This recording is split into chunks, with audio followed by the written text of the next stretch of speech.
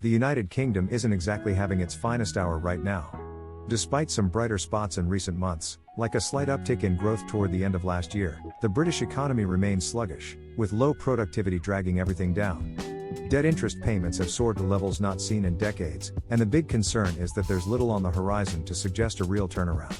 After the turmoil under Theresa May, Boris Johnson, Liz Truss, and Rishi Sunak, it was Labour's moment after years in opposition. But folks, Keir Starmer's government has delivered more of the same, promises that haven't fully materialized, a massive fiscal hole they've mostly kicked down the road, reforms that keep getting delayed, and plenty of internal tensions. In this climate, headlines like these probably don't shock anyone. Yes, Brexit turned the country into a vessel that's tough to steer straight. And sure, many issues predated it, and Starmer hasn't had endless time in Downing Street to fix them all. But the real worry is the lack of strong reasons for optimism. Imagine a car barreling toward a cliff.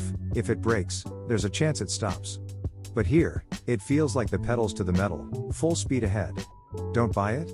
In this video, we'll break down how the UK has ended up with one of the most dysfunctional tax systems in the developed world, why Starmer's approach isn't resolving it, and might even worsen things, and crucially, how Brexit, combined with other structural woes, has made the country feel increasingly hard to govern. The UK's challenges boil down to two words: low productivity. The land that sparked the Industrial Revolution just isn't expanding like it used to. Sure, Britain's glory days faded long ago. Post-World War I, it was clear it wouldn't dominate globally anymore. But it at least kept pace with similar nations. That's history now.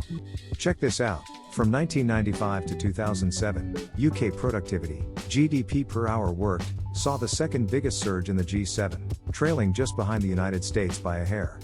Then the 2008 crisis hit hard. Everyone suffered, but Britain took the biggest blow.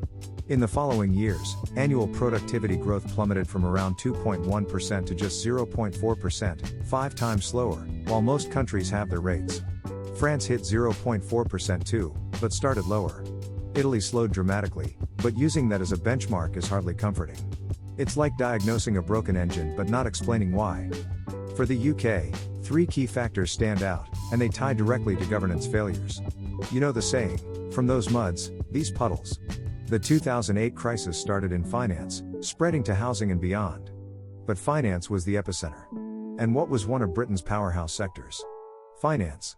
London was, and still is, a global hub for stocks, debt trading, and complex derivatives few truly grasp. The city became a cash cow for public finances. Wealth in the UK isn't far behind Germany or the Netherlands overall. But it's heavily concentrated in London. Strip out the capital, and the rest of the country is over 20% poorer than Germany without its major hubs. The gap with and without the capital is far wider than in the US with or without San Francisco, even though San Francisco is twice as wealthy per capita, and America is more unequal. This isn't just a slowdown, it's a skid. Since 2008, financial sector productivity in the city has halved. Overall growth slowed, like shifting to a lower gear on the highway. Now, it's in reverse. Each hour worked in UK finance produces 50% less value than 15 years ago, and the decline continues. In short, the crisis slaughtered the golden goose. But that's just the starter. Big money means big taxes. For years, the city's revenues let politicians fund a welfare state that looks Scandinavian, on steroids. The catch? They can't afford it anymore. Revenues stagnate while spending explodes due to an aging population and systemic inefficiencies. The deficit hovers around 5% of GDP, thousands per person annually. Options: raise taxes or cut spending. Starmer initially pledged the latter, sounding more Thatcher than traditional Labour. He talked pension reforms and trimming unemployment/disability benefits, a huge budget eater. But in power? Reality bit. Cuts proved politically toxic, so he backtracked. New plan: hike taxes, stealthily. How? By freezing income tax brackets against inflation, fiscal drag. He'd promised the opposite. Thanks to this, millions more will jump into higher brackets, meant for the wealthy. Starmer vowed to adjust by 2028, foregoing billions in revenue. Reality? Budgets extend the freeze to 2031. Bottom line, taxes up, but inefficiently. The system becomes less progressive, big revenue delayed. Meanwhile, deficit persists, debt rises, interest soars. Perfect time to pay down debt? They're doing the opposite. Thought that was rock bottom? Buckle up. Post-2008 patchwork led to one of the clumsiest tax systems in the developed world. Middle and lower classes pay relatively little, the rich pay a ton. Average worker, 30%, less than Denmark's 35%. Top 10%, 45%, same as Denmark, 10 points above the US. But the UK isn't overflowing with millionaires anymore. Not enough high earners to fund it all. Freezing brackets drags more into top rates, treating them as rich. Result, expensive welfare state, hard to sustain, discouraging wealth creation. It worked with the city's output trapped in London. Now? The latest budget kicks the can again. More taxes, minimal cuts, hitting young families hardest. And the elephant in the room? Brexit. Plenty said about Brexit, but years on, solid data emerges. Separating it from pre-existing issues is tricky. Comparisons help somewhat. UK outperformed Germany recently, but Germany tanked. Pre/post isn't clean due to expectations and politics. A major recent study dives deep, macro data plus micro from thousands of firms and millions of workers. It backs the gloomiest forecasts. Britons wanted out to build a low-tax, low-regulation paradise, Singapore on the Thames. Instead, tax system more chaotic and inefficient. Add trade barriers, and it's no wonder things are tough. Brexit/GDP 6 to 8%, worse than any recent crisis. Employment down 3%, productivity 2, investment hit 12 to 18%. Other issues exist, like heavy gas reliance amid absurd renewable/nuclear regs. But versus Brexit damage? Anecdotes.